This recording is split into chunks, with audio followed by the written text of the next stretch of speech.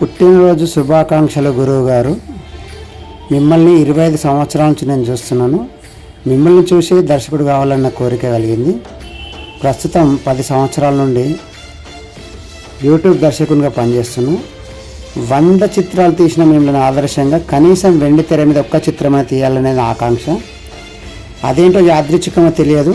నాకు 10 సంవత్సరాల క్రితం తెలిసింది మీది నాది ఒకటే రోజు పుట్టినరోజు అని. ఇది దైవ సంకల్పం అనుకుంటా, లేక యాదృచ్ఛికమో తెలియదు, కానీ చాలా సంతోషంగా ఉంది. ఎప్పటికైనా జీవితాశయం వెండి తెర మీద ఒక్క చిత్రమే తీయాలి, వెండి తెర మీద నా పేరు చూసుకోవాలని. దానికి మీరే నాకు ఆదర్శం. మీకు నేను తెలియదు, కానీ మీకు నేను ఏకలవ్య శిష్యుని అనుకుంటున్నాను. మీరే నాకు ఇన్స్పిరేషన్. నా జీవితాశయం ఒకటి, ఎన్ని రోజులకైనా చివరికి తుది శ్వాస వరకైనా వెండి తెర దర్శకునిగా ఒక్క చిత్రంలోనే రాణించాలని.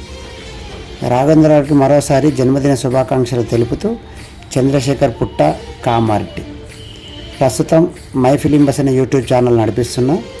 ఎప్పటికైనా వెండి తెరకి వెళ్ళాలనేది నా కోరిక. ఆ దేవుడు నా సంకల్పాన్ని ఆశీర్వదిస్తానని మనసారా కోరుకుంటున్నాను. రాఘవేంద్ర గారికి, నాకు ఇద్దరికి జన్మదిన శుభాకాంక్షలు. ధన్యవాదములు.